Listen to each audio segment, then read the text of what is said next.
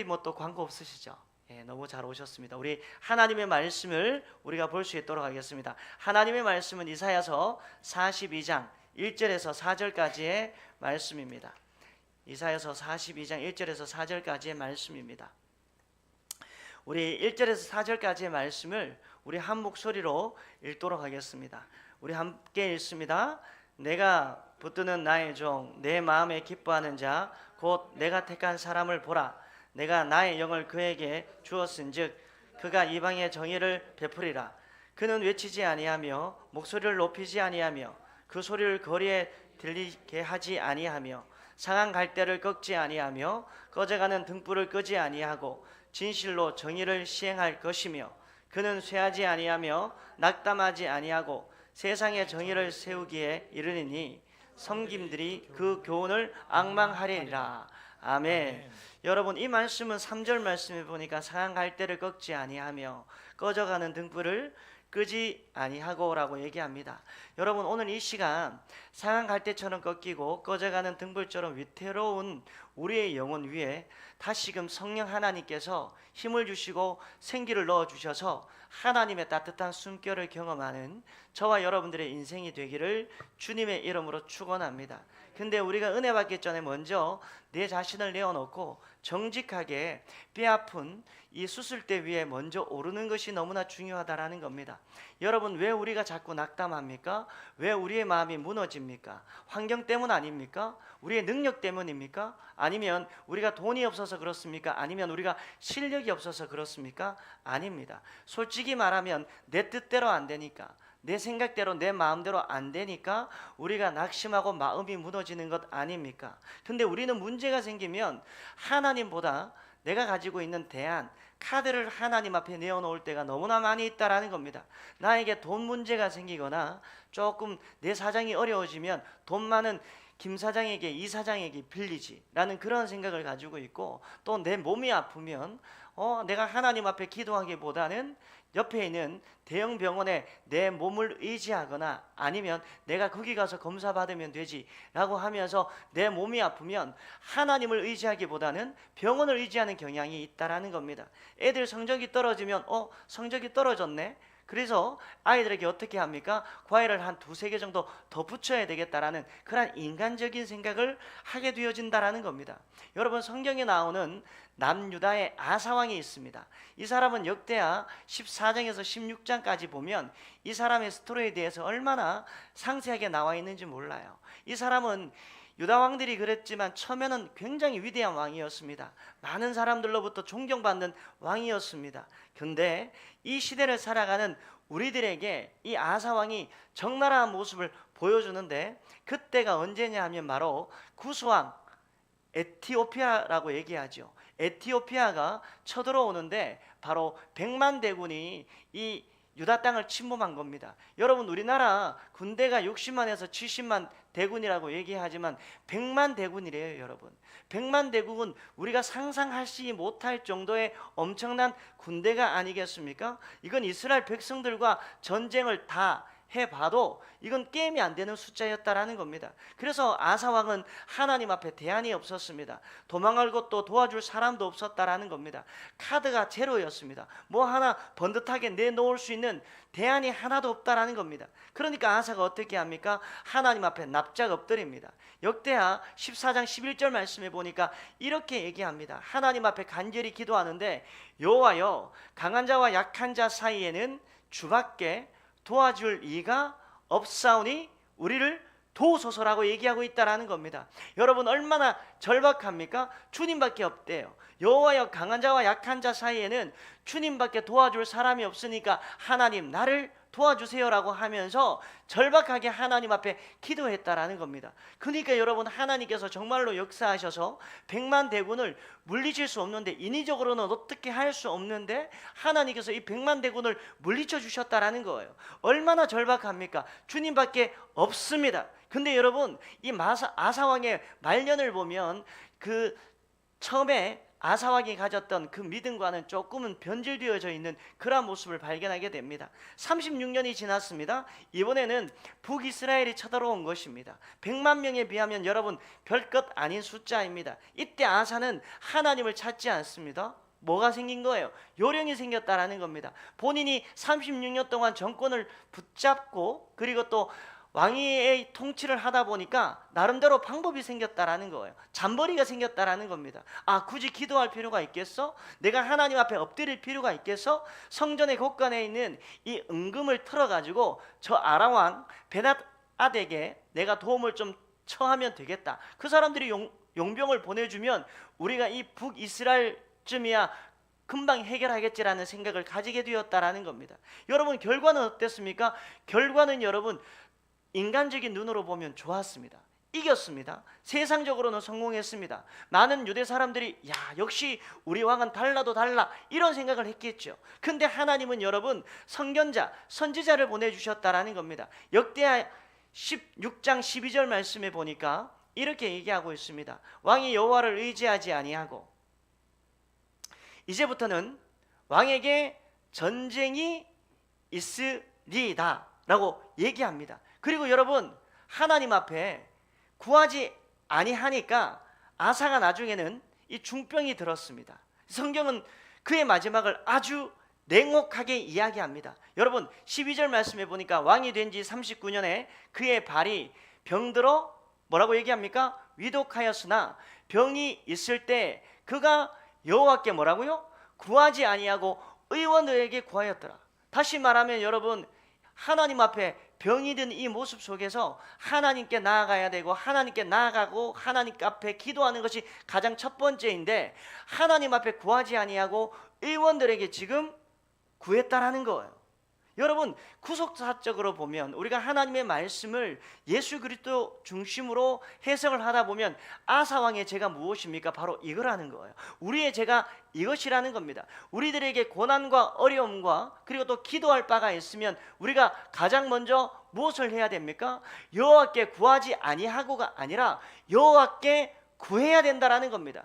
가장 먼저 하나님 앞에 기도하고 결단하고 하나님 앞에 모든 것들을 쏟아붓는 하나님의 사람들을 하나님께서는 원하신다라는 사실을 믿으시는 저와 여러분들이 되기를 주님의 이름으로 소망합니다. 그러니까 여러분, 아사가 왜 망했습니까? 몰라서가 아닙니다. 하나님을 믿지 않아서가 아닙니다. 하나님도 믿고 세상도 믿었습니다. 대안이 너무나 많이 있어서 그는 진짜 본질적으로 구해야 할 것이 무엇인지 몰랐다라는 거예요. 돈이라는 대안이 있었고요, 외교라는 대안이 있었고요, 병원이라는 그런 대안이 있었습니다. 그러니까 하나님 앞에 구할 시간, 하나님 앞에 기도할 시간이 없었다라는 거예요.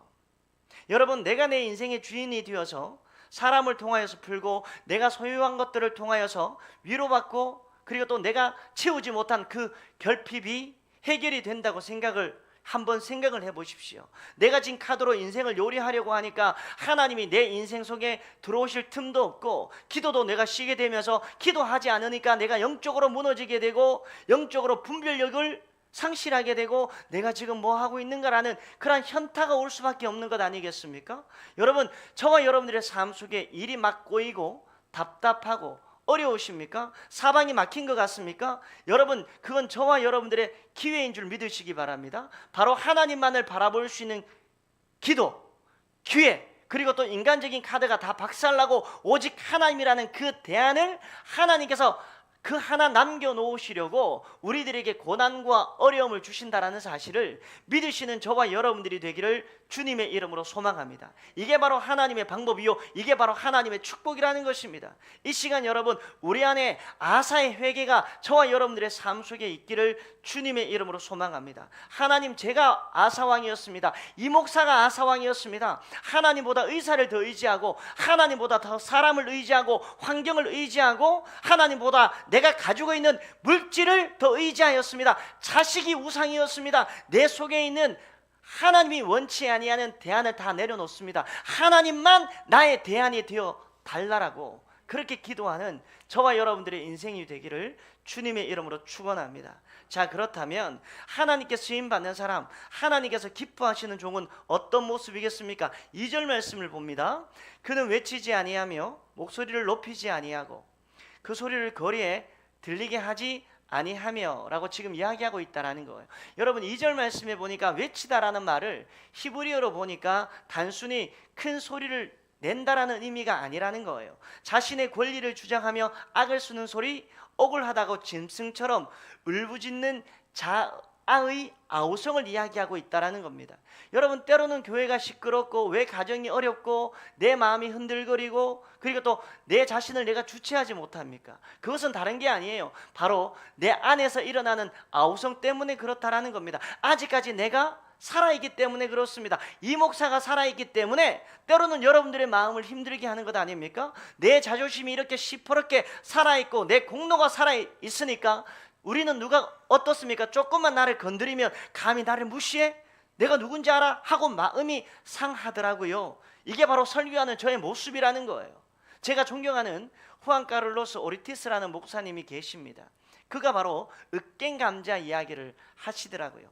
여러분 맛있는 감자 샐러드를 만든다라고 여러분 생각을 해보시기 바랍니다. 근데 그 샐러드 안에 주먹만한 감자가 통째로 살아있으면 그게 무슨 요리겠습니까? 감자 요리를 하기 위하여서는 처음에는 감자를 깨끗하게 씻어야 되지 않습니까? 두 번째는 무엇입니까? 이 싹에 독이 있기 때문에 싹을 잘라내야 된다라는 겁니다. 거기에다가 여러분 깨끗하게 씻고 그리고 또 싹을 잘라내고 깎아서 어떻게 해야 됩니까? 그 다음에는 쪄내야 된다라는 겁니다. 쪄낸 다음에 어떻게 해야 됩니까? 으깨야 된다라는 거예요. 으깬 다음에 옥수수나 그리고 또 마요네즈나 여러 가지 다양한 양념들을 버무려서 이렇게 만들 때 맛있는 요리가 되는 것 아닙니까? 근데 우리들을 보면 너무나 내 자신을 보았을 때 톰감자와 같이 느껴질 때가 있다라는 겁니다.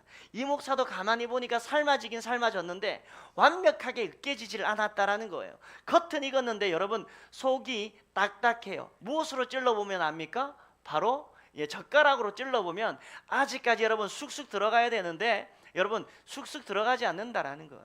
여러분 으깨진 감자의 특징이 무엇입니까? 그것은 바로 소리가 없다는 거예요. 젓가락으로 찔러도 비명을 지르지 아니하고 그냥 쑥 들어갑니다. 왜 그런지 아십니까? 이미 내가 죽었으니까. 밟아도 가만히 있습니다. 예수님을 보시기 바랍니다. 그분은 하나님의 아들이신데도 불구하고 십자가에서 털 깎는 자 앞에 양처럼 잠잠하셨다라는 겁니다. 완전히 깨어지고 부서지시고 으깨지신 분이 누구예요? 우리 예수님이십니다. 십자가에서 물과 피를 다 쏟으시고 형체 없이 부서지신 분이 누구십니까? 바로 믿음의 주여 온전케 하시는 예수 그리스도가 아니십니까? 그래서 우리를 구원하신 것입니다. 생각을 해보시기 바랍니다. 예수님이 나 억울해, 나 하나님의 아들이라니까? 하나님의 아들을 나를 이렇게 힘들게 하시고 나를 이렇게 죽게 하시면 이거 말이 안 되지 않습니까? 이렇게 우리 예수님께서 소리치셨다면 우리는 구원받지 못했을 것입니다. 하지만 하나님께서 독생자 예수 그리스도를 이 땅에 보내주시고 우리 예수 그리스도께서 완벽하게 으깨지셨기 때문에 예수 그리스도께서 고난당하시면서 자신의 물과 피를 다 쏟으셨기 때문에 저와 여러분들이 이 자리에 있고 하나님을 찬양하며 그 십자가의 은혜로 하루하루를 살아내는 줄 믿으시는 저와 여러분들이 되시기를 주님의 이름으로 소망합니다. 따라서 지금 우리는 고난을 통하여서 여러 가지 어려움을 통하여서 으깨지고 있는 중입니다. 실패를 통하여서 질병을 통하여서 때로는 상대방의 모진 말을 통하여서 이 목사의 딱딱한 자아가 깨어지고 있고 여러분들 또한 하나님 앞에 깨어지고 있는 중이 아니고 무엇이겠습니까? 때로는 저와 여러분들이 자존심이 상해서 죽을 것 같지 않습니까? 하지만 여러분 그 과정이 있어야지만 진짜 예수 그리스도의 향기를 내는 아름다운 요리가 될 수 있다는 거예요. 주님 제가 정말로 죽겠습니다. 제 자존심, 명예 모든 것 다 으깨주시고 오직 내 안에서 예수님만 드러날 수 있는 그러한 인생이 나의 인생이 되기를 원합니다. 하나님 나를 붙잡아 주세요. 나를 긍휼히 여겨주세요. 나를 인도해 주세요라고 이 침묵의 영성, 십자가의 영성이 저와 여러분들의 삶 속에 회복되기를 주님의 이름으로 소망합니다. 오늘 설교의 핵심은 여러분 몇 절입니까? 3절입니다. 3절 말씀을 봅니다. 3절 말씀을 우리 한번 읽습니다. 시작. 꺾지 아니하시며 꺼져가는 등불을 끄지 아니하시고 진실로 정의를 실행할 것이며 라고 얘기하고 있다라는 거예요. 여러분 이 말씀을 이해하기 위하여서는 고대 근동 지방의 팩트를 아는 것이 너무나 중요합니다. 고대 근동 목동들은 양을 칠 때 무료함을 달래기 위하여서 강가에서 널린 갈대를 꺾어서 피리를 만들었다라고 얘기합니다. 갈대 줄기에 구멍을 뚫어서 불면 여러분 그 소리가 아주 구슬프고 그리고 또 아름다운 소리가 나온다라고 얘기합니다. 근데 여러분 갈대라는 식물을 여러분들이 너무나 잘 알고 있지 않습니까? 특징이 무엇입니까? 잘 으깨집니다. 잘 부러진다라는 겁니다. 왜냐하면 속이 텅텅 비어 있기 때문에 아주 약해요. 목동이 피리를 불다 보면 뭐가 묻습니까? 바로 침이 묻지 않습니까? 그래서 침에 젖고 햇볕에 마르기를 반복하다가 금세 갈라지고 이 갈대가 상하여진다라는 겁니다. 갈라진 피리를 불면 어떻게 되겠습니까? 맑은 소리, 구슬픈 소리, 아름다운 소리가 나는 것이 아니라 씩씩하는 바람 새는 소리, 듣기 싫은 소음 소리가 난다라고 얘기합니다. 이때 목동들은 어떻게 하겠습니까? 그냥 본인이 들고 있는 피리를 그냥 완전히 으스러버리고 버릴 수 있지 않습니까? 강물에 그냥 던져버려요.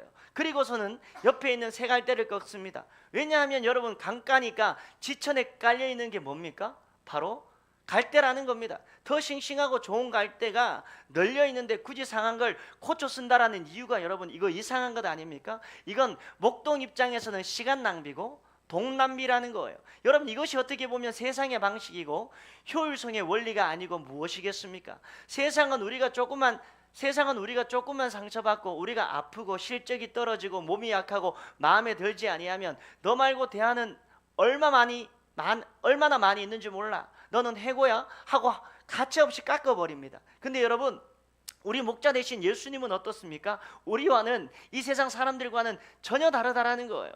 우리가 죄로 인하여서 상하고 실패로 인하여서 찢겨져서 내 인생의 아름다운 노래는 다 사라지고 이상하게 바람이 새어나오는 소리, 씩씩하는 소리만 내는 그런 연약한 인생이 우리의 인생이 되어질 때, 우리가 원망의 소리 한숨만 내고 있을 때, 우리의 마음이 상했을 때 세상 친구들은 나를 떠나고 세상에 있는 사람들은 나를 무시하고 나의 가족들도 때로는 나를 포기하려고 할 때 우리 주님께서는요 오늘 말씀처럼 우리를 꺾지 아니하시고 버리지 아니하신다라는 거예요. 저와 여러분들이 어떻게 보면 상한 갈대가 아닙니까? 얼마든지 우리가 아니라도 많은 사람들을 통하여서 하나님께서는 하나님의 역사를 이루어 가실 수 있고, 하나님께서는 우리가 아니더라도 나는 하나님의 성도들을 통하여서 그리고 또 우리보다 더 잘난 사람을 통하여서 이 교회를 세워 가실 수 있음에도 불구하고 하나님께서는 연약한, 어떻게 보면 오늘 말씀에 나오는 상한 갈대와 같은 이 목사를 통하여서 저와 여러분들을 통하여서 하나님의 몸된 교회를 세워가시기를 원하신다라는 사실을 오늘 말씀은 이야기하고 있다라는 겁니다. 너는 이제 쓸모없어라고 우리 주님은 우리를 외면하지 않으신다라는 거예요. 대신 그분은 자신의 피 묻은 손으로 그 갈라진 틈, 망가진 틈을 어루만져 주신다라는 겁니다. 그리고는 다시 조심스럽게 그분의 생기를 불러 넣으십니다. 놀라운 것은 무엇입니까? 주님의 손이 내 상처 그리고 또 내 아픔을 덮으면 그 갈라진 틈이 오히려 여러분 공명통이 되어서 이전에는 휙휙 바람나는 소리밖에 나지 않았는데 하나님께서 은혜를 부어주시니까 이전보다 더 깊고 아름다운 울림이 있고 그리고 또 더 은혜로운 소리로 낼 수 있는 악기로 하나님께서 변모시켜 주신다라는 거예요. 여러분 이게 은혜가 아니고 무엇이겠습니까? 우리 하나님께서는요 이 목사를 잘라서 쓰시는 것이 아니지 않습니까? 제가 솔직히 말하면 설교를 굉장히 잘합니까? 아니면 성격이 좋습니까? 하나님께서 세우셨으니까 잘나나 못하나 그냥 담대하게 하나님의 말씀을 증거하는 것 아닙니까? 우리 모두 다가 동일하다라는 것입니다. 내가 상했기 때문에, 내가 온전하지 못하기 때문에, 그리고 또 3절 말씀처럼 상한 갈대이기 때문에, 내가 꺼져가는 등불이기 때문에 주님께서 만져주시거나 주님께서 우리에게 손길을 뻗쳐주시지 아니하시면 우리는 도저히 일어날 수 없는 존재이기 때문에 우리 하나님께서 우리를 세워가시고 그리고 또 하나님께서 우리에게 찾아와 주셔서 불쌍한 그리고 또 연약한 우리들에게 예수 그리스도의 복음의 십자가를 부어주셨다라는 사실을 믿으시는 저와 여러분들이 되시기를 주님의 이름으로 소망합니다. 자, 그렇다면 하나님은 여러분 우리를 이렇게 참아주시는데 우리는 어떻습니까? 여러분 우리가 바로 그 상한 갈대지만 우리는 또 상한 갈대를 어떻게 대합니까? 여러분 남편이 사업이 실패하고 남편이 무너진 상태에서 집에 들어왔습니다. 그러면 그 상한 갈대 아닙니까? 아내가 낙심에 빠져 있고 비탄에 빠져 있고 뭐 때문인지는 모르겠지만 하루 온종일 우울함이 있을 때 우리는 거기에 대고 뭐라고 얘기합니까? 내가 그럴 줄 알았어. 당신이 하는 게 다 그렇지. 남들은 돈만 잘 벌어오던데 당신은 왜 이 모양이야? 아니, 이 여편네가 집에서 남편이 돈 벌어주면 음식이라도 하나 맛있게 잘 내놓을 망정이지, 그렇게 하루 온종일 우울해 있으면 어떻게 한단 말이야. 이렇게 하면서 그 상한 갈대를 무참히 꺾는 저와 여러분들의 모습은 아닙니까? 자녀가 성적이 좀 떨어졌다고 해서 여러분, 너 커서 뭐가 될래? 삭수가 노랗다. 내 언니 반만 닮아봐라 라고 하면서 꺼져가는 등불을 독한 말로 훅 하고 풀어버리는 저와 여러분들의 모습은 아닙니까? 여러분, 우리가 구원받은 이유가 무엇입니까? 앞에서도 말씀드렸지만 우리가 상한 갈대이고 우리가 꺼져가는 등불이기 때문에 주님께서 우리들에게 찾아와 주셔서 나를 꺾지 아니하고 기다려 주셨기 때문에 저와 여러분들이 이 자리에 앉아 있는 것 아닙니까? 근데 저와 여러분들이 얼마나 매정한지 몰라요. 아니, 목사님, 오늘 목사님 설교가 꼭 목사님에게 하시는 말씀 같아요 라는 표정으로 앉아 계시는 분들도 있는데, 맞아요. 이 말씀은 설교를 하는 저에게 적용되어지는 말씀입니다. 제가 마음속에 새겨야 할 말씀이라는 거예요. 여러분, 이 말씀은 저에게 주시는 말씀인데, 성도들이 상한 갈대처럼 일주일 동안 힘들게 세상에 나가서 고생하고 힘들고 또 어렵게 인생 속에서 고난을 당하고 왔으면 위로해주고 격려해줘야 되는 것이 저의 모습이 아닙니까? 근데 저에게 그러한 모습이 어떻게 보면 오늘 이 말씀을 묵상하면서 제 마음속에 들었다라는 거예요. 여러분, 내 혀가 내 남편과 아내를 죽이지는 않았습니까? 내 눈빛이 사랑하는 성도들과 자녀들을 죽이지는 않았습니까? 이 목사의 입술이 성도들에게 상처를 주고 우리 믿음 없음이 공동체에 아픔을 주지는 않았냐 말이죠. 따라서 여러분, 우리들에게는 예수 그리스도의 십자가의 마음, 주님의 마음이 필요하다라는 거예요. 여보 괜찮아, 권사님, 집사님, 하나님께서는 당신을 포기하지 않으십니다. 하나님께서는 목사님을 포기하지 않으십니다. 우리 함께 기도해요. 하나님과 함께, 정말 당신과 함께 걷는 이 길이 너무너무 행복해요. 정말 하나님께서 우리를 위하여 일하실 것을 우리가 기대해요. 이것이 바로 진정한 적용이 아니고 무엇이겠습니까? 여러분, 말씀을 맺겠습니다. 4절 말씀을 우리가 한번 봅니다. 4절 말씀. 그는 쇠하지 아니하며 낙담하지 아니하고 세상의 정의를 세우기에 이르느니 라고 지금 이야기하고 있습니다. 여기에서 우리가 소망을 받을 수 있다라는 거예요. 우리는 하루에 12번도 더 낙심하지 않습니까? 야, 나 같은 게 무슨 집사야, 나 같은 게 무슨 권사야, 나 같은 게 무슨 목사야, 나 같은 건 이건 안 돼 라고 하면서 우리는 마음속으로 때로는 포기할 때가 얼마나 많이 있는지 모릅니다. 근데 성경은 이야기하고 있습니다. 그는 낙담하지 아니하고, 희라고 되어 있는데 바로 예수 그리스도를 이야기하고 있다라는 겁니다. 우리를 고치시는 예수님은요, 결코 지치거나 포기하지 아니하시는 하나님이시라는 거예요. 내가 나를 포기하는 그 순간에도 이상하게 주님께서는 나를 포기하지 아니하시고 계속 내 속에 역사하셔서 나를 위해서 일하시는 분이시라는 거예요. 그렇기 때문에 우리에게는 낙심할 권리조차 없다라는 겁니다. 내가 내 인생의 주인공이 아니라 하나님이 내 인생의 주인공이기 때문에 내 안에 계신 주님이 나를 포기하지 않으신다라는 겁니다. 내가 뭐라고 내가 내 인생을 포기합니까? 내가 뭐라고 나는 이제 끝났다, 이제는 모든 것들이 종결이다, 이렇게 말할 수 있습니까? 이건 여러분 겸손함이 아니라 불신앙이라는 거예요. 근데 우리는 낙심하고 불신앙을 얼마나 많이 행하는지 모릅니다. 여러분, 우리의 상황이 힘들었고 앞으로도 어려워질 수 있습니다.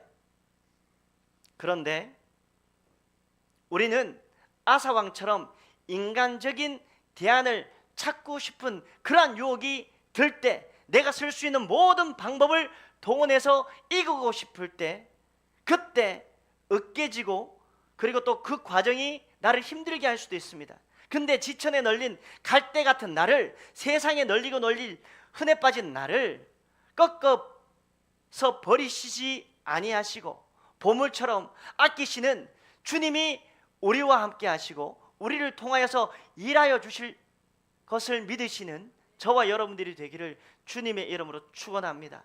1992년에 여러분 바르셀로나 올림픽이 열렸습니다. 육상 400m 중결승에서 있었던 이야기입니다. 그 당시에 영국의 데릭 레드먼드라는 선수가 굉장히 강력한 우승 후보였습니다. 1988년에 서울 올림픽이 있었지 않습니까? 그때 이 사람이 부상으로 참석을 하지 못했답니다. 아킬레스건 부상으로 출전하지 못했기 때문에 1992년 바르셀로나 올림픽에서는 내가 꼭 금메달을 따겠다라는 그러한 결연한 의지를 가지고 얼마나 열심히 훈련을 했는지 모릅니다. 여러분, 결승전에 섰습니다. 그의 모든 인생이 400m 이제 마지막 트랙 이 하나에 달렸다라는 겁니다. 출발 총성이 울렸습니다. 데릭은 무서운 속도로 치고 나갔습니다. 150m 지점까지 선두를 달리고 있었습니다. 금메달이 여러분 이제 눈에 보이는 듯 얼마나 심적으로 마음이 기뻤는지 모릅니다. 근데 그 순간 바로 뚝 하는 소리와 함께 오른쪽 허벅지 근육 햄스트링이 그 자리에서 끊어져 버리는 그런 불상사가 일어났습니다. 그는 비명을 지르면서 트랙 위에 그냥 주저앉아서 울부짖는 거예요. 상황 갈 때가 되었습니다. 이제 4년의 꿈이 그의 인생이 그 자리에 완전히 산산조각 났습니다. 의료진이 들것을 들고 왔습니다. 근데 데릭은요 그 들것을 거부하였습니다. 그러면서 비틀거리면서 일어난 거예요. 오른쪽 다리를 질질 끌면서 눈물을 펑펑 쏟으면서 절뚝거리는 다리로 포효하며 정말 결승선을 향하여 뛰기 시작하였습니다. 이건 어떻게 보면 뛰는 것이 아니라 그냥 결승선을 향하여 처절하게 나아가는 몸부림이었다라는 거예요. 관중들은 그 안타까운 모습에 숨을 죽였습니다. 그때 관중석 가장 맨 꼭대기 위에서 한 사람이 빠르게 달려 내려오는 것입니다. 보안 요원들을 밀치고 트랙으로 뛰어내려왔습니다. 그는 미친 듯이 달려가서 울부짖고 있는 데릭의 어깨를 감싸 안았습니다. 이 사람이 누구냐 하면 바로 데릭의 아버지 짐 레드먼드라는 사람이었습니다. 아버지가 아들에게 얘기합니다. 아들아, 이제 포기해도 괜찮을 것 같아. 그만하자. 이미 끝났다. 그러자 아들 데릭이 울면서 얘기하는 거예요. 아니요 아버지, 저는 끝을 내야 됩니다. 저는 완주해야 됩니다. 그때 아버지가 아들을 꽉 안으면서 이렇게 얘기합니다. 그렇다면 아들아, 우리가 함께 가자. 아빠가 도와줄게. 같이 끝내자. 아버지는 아들의 겨드랑이에 어깨를 집어넣고 아들의 고통을 대신 짊어졌다라는 거예요. 아버지는 울고 있는 아들을 부축하면서 한 걸음 한 걸음 결승선을 향하여서 나아갔습니다. 심판도 보안요원도 그들을 막을 수가 없었습니다. 그들이 결승선을 통과하는 순간 경기장에 있던 6만 5천 명의 관중들이 기립하여서 함성을 지르면서 우레와 같은 박수를 보내었습니다. 여러분, 이 경기는요 금메달리스트가 누군지 명확하게 누군지 모르는 그러한 사건이었습니다. 하지만 아버지 어깨에 기대어 완주한 그 꼴찌의 감동은 전 세계를 울렸다라는 겁니다. 여러분, 데릭 레드먼드는 실패하였습니다. 그는 상한 갈대였습니다. 세상의 기준으로 보면 그는 탈락자였고 패배자입니다. 그러나 아버지가 트랙으로 뛰는 순간 그 실패의 자리는 가장 영광스러운 자리로 바뀌었다라는 거예요. 여러분, 이것이 바로 복음입니다. 이것이 바로 본문 42장 말씀이 말하는 하나님이 바로 이 짐 레드먼드와 같은 아버지가 아니고 무엇이겠습니까? 우리가 인생의 트럭에서 죄로 인하여서 그리고 또 우리의 연약함으로 말미암아 트랙 속에 넘어졌을 때, 마음의 고통과 물질적인 문제로 햄스트링이 끊어졌을 때, 가정의 부자로 우리가 주저앉았을 때, 세상 사람들은 너는 끝났다, 너는 인생의 실패자다, 너는 낙오자다, 들것에 실려나가라 라고 하면서 많은 사람들이 우리를 조롱하고 비난할 수 있습니다. 하지만 우리의 하나님 아버지는 보안요원을 밀치고 트랙으로 뛰어 들어가셔서 우리의 처진 어깨를 감싸 안으시면서 말씀하십니다. 아들아, 많이 아프지? 딸아, 많이 힘들지? 너는 혼자 가는 인생이 아니야. 내가 너와 함께 가겠다. 내가 너와 함께 동행하겠다. 우리 같이 끝까지 인생의 결승선을 통과하자.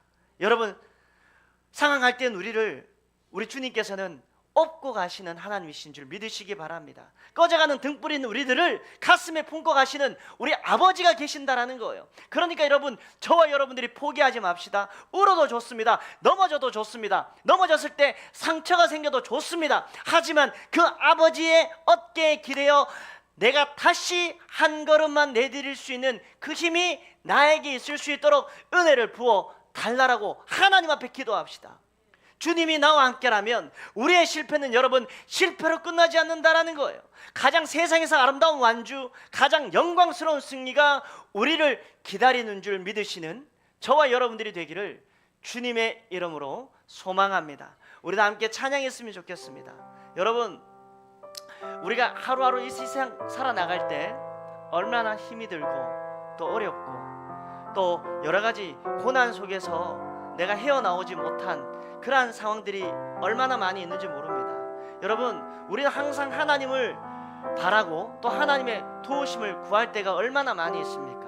하지만 여러분, 내 힘이 아니라 나를 부추게 해주시는 그 하나님의 능력으로, 그 하나님의 힘으로 상한 갈대의 나를 통해서 가장 아름다운 노래를 연주하실 그 주님을 신뢰하며 다시 일어나는 저와 여러분들이 되시기를 주님의 이름으로 축원합니다.